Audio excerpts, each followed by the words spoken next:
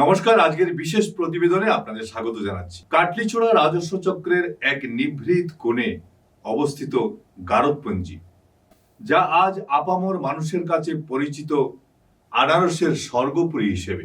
আজ থেকে প্রায় 70-80 বছর আগে যে ছোট্ট চারাগাছটি রোপণ করেছিলেন, তা আজ মহিরূপে পরিণত হয়েছে। দীর্ঘ কয়েক দশকের সেই পরিশ্রম ও ঐতিহ্যের সুবাস আজ কেবল আমাদের রাজ্য বা উত্তর পূর্ব সীমানা পেরিয়ে পশ্চিমবঙ্গ সহ দেশের বিভিন্ন প্রান্ত এবং বিদেশের বাজারকেও সমৃদ্ধ করছে। মে মাসের স্নিগ্ধ সকাল থেকে আগস্টের শেষ পর্যন্ত, যখন আকাশ জুড়ে মেঘের আনাগোনা চলে, তখন গারদপঞ্জির প্রতিটি প্রান্তর মেতে উঠে ব্যস্ততায়।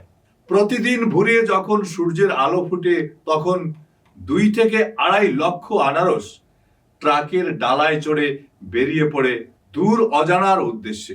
এক একটি আনারস যেন এখানকার প্রতিটি কৃষকের ঘাম জোড়া পরিশ্রমের এক একটি সফল ফসল।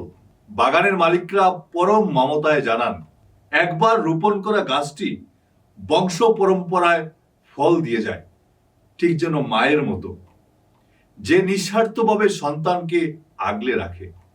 শুধু প্রয়োজন নিয়মিত পরিচর্যা আর একটু ভালোবাসা, যা এখানকার মানুষ হাড় ভাঙা খাটুনির মাধ্যমে উজাড় করে দেন। গারদপঞ্জির এই সফলতার গল্প কেবল আনারসের উৎপাদন নয়, এটি প্রায় 1,500-এরও বেশি পরিবারের বেঁচে থাকার লড়াই ও স্বপ্নের আখ্যান। গারদপঞ্জি ও পার্শ্ববর্তী কালিদাসপঞ্জির মানুষগুলো আজ দেখিয়ে দিচ্ছেন, বাইরের কাজের সন্ধানে ভিড় না করে নিজের মাটিকে আঁকড়ে ধরেও যে স্বনির্ভর হওয়া সম্ভব। কাঁঠাল বা সুপারি এখানে কৃষি পণ্য মাত্র, কিন্তু আনারস এখানকার মানুষের জীবন দর্শন। প্রতিনিয়ত লক্ষ লক্ষ আনারসের রপ্তানি আজ সাক্ষ্য দিচ্ছে যে সদিচ্ছা আর কঠোর পরিশ্রম থাকলে মরুভূমিতেও সবুজের স্বপ্ন বোনা যায়। গারদপঞ্জি আজ কেবল একটি গ্রাম নয়, এটি কর্মসংস্থানের এক উজ্জ্বল আলোকবর্তী। প্রতিটি শ্রমজীবী মানুষের হাতে গড়া এই স্বর্গপুরী আমাদের শেখায়, মাটিকে ভালোবাসলে মাটি কখনো কাউকে রিক্ত হস্তে ফেরায় না। গারদপঞ্জির এই অগ্রযাত্রা আগামী প্রজন্মের কাছে স্বনির্ভরতার এক অনন্য উদাহরণ হয়ে বেঁচে থাকবে। নমস্কার। দিদি, আপনি এখানে কত বছর থেকে আনারসের ব্যবসা করা? আমি নিজের করছি তো 15-20 বছর ধরে। গারদ থেকে ডেইলি কতটা আনারস বাইরে যায়? মানে আস্তা গারতের যে এটা 2-2.5 লাখ। আর এখান থেকে গারদের আনারস মানে কোন কোন জায়গাত বিক্রি হয়? এটা গারতের কলকাতা, ওয়েস্ট বেঙ্গলের, যেমন মিজোরাম, হোজাই, মানে অনেক জায়গাতে, নর্থ ইস্টে পুরো, মানে নর্থ ইস্টের বাইরেও যায়। আর প্লাস যেটা সাপোজ আমরা যে কলকাতার দিই, গুয়াহাটির দিই, এখান থেকে পাঠায়, বিদেশেও পাঠায়। বিদেশ যায় না? হ্যাঁ হ্যাঁ, বিদেশে।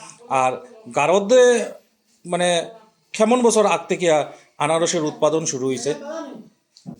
70-80 ইয়ার্স, 70-80 বছর ধরে।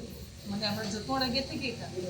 আর আপনার নিজস্ব বাগান আছে, আপনার বাগান থেকে ডেইলি কিরকম আনারস বিক্রি হয়? এটা তো লামসামে যদি ধরিতে 15-20 হাজার, ডেইলি তো সমান হয় না, কোনো সময় আরো বেশি হয়। আর এটা মানে কতদিন পর্যন্ত গারদে আর আনারস পাওয়া যাইব? প্রত্যেকদিন মানে কয় মাসের, মানে এই সিজনে কতদিন? এই সিজনে এখন জুন, জুলাই, অগাস্ট পর্যন্ত। ওকে দিদি, থ্যাংক ইউ। ওয়েলকাম। মিজোরাম যায়, হুজাই যায়, বরপেটা যায়, গুয়াহাটি যায়। আর রিসেন্টলি মনে করো কয়দিন মধ্যে কলকাতার একটা ট্রিপ লাগছে, কলকাতাও যায় মালটা। আচ্ছা আচ্ছা। আমরা এইদিকে মানে এই সাইডে পুরা মিজোরাম তো ডেইলি গাড়ি লাগে, মোটামুটি কলকাতা পর্যন্ত যায়। কলকাতা পর্যন্ত যায়।